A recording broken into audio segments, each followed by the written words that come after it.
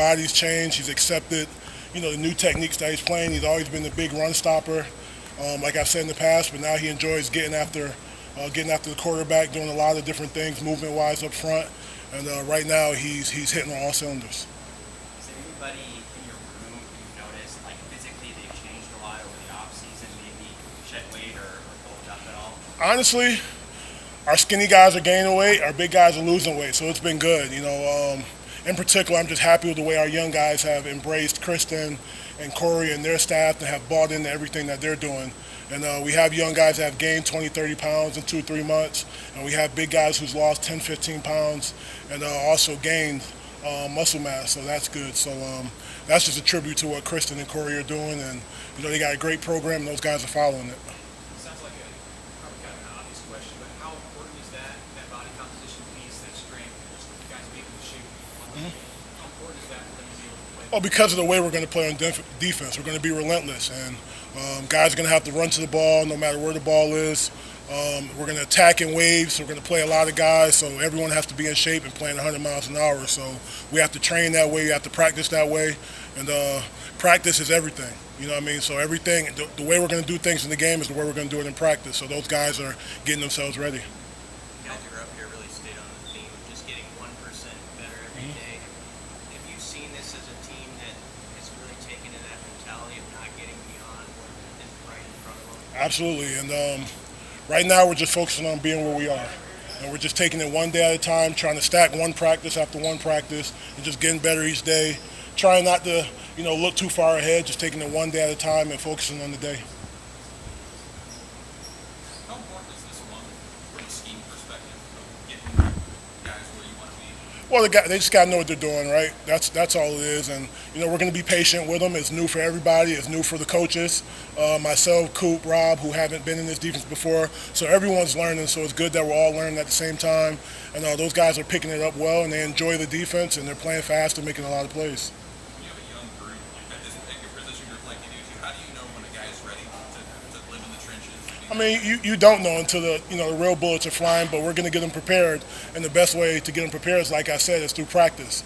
So if they can make it through practice and play at an elite level in practice, we feel like they can go out there and play on Saturdays and help us. Can you think back to your time at Temple as a player, like when you kind of made that jump from reserve to starter?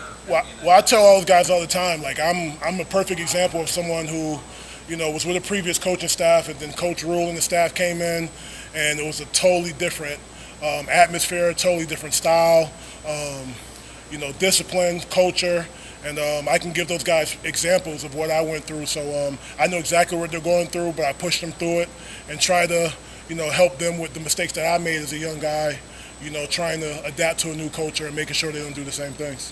What clicked for you? Was it mental, physical? Just realizing that the culture is not going to change. The guy has to change. So, as a young kid, I was stuck in my ways, thinking I knew everything, doing things my way. The culture didn't change, and, not being on the field, hurt me the most. So I, wanted to get on the field, and I wanted to buy into the culture and not let my teammates down. So our guys right now, we don't have guys that, take air out of the room. So, our guys are just locked in right now and doing exactly what they're told to do. How difficult of a matchup is Minnesota, especially for a defensive line unit like yours, just going up there to start the season against a program that tries to control the line of scrimmage both ways like this? I think whenever it's a conference opponent, it's going to be tough, right? And we understand that, in this conference, you got to be able to stop the run. Minnesota's a team who runs the ball well. They have a good O-line, they have good blocking tight ends, and they're going to be downhill. So, we have to accept the challenge. But right now, our guys are just focused on taking it day at a time. We're focused on the run game. We're focused on the run game in practice.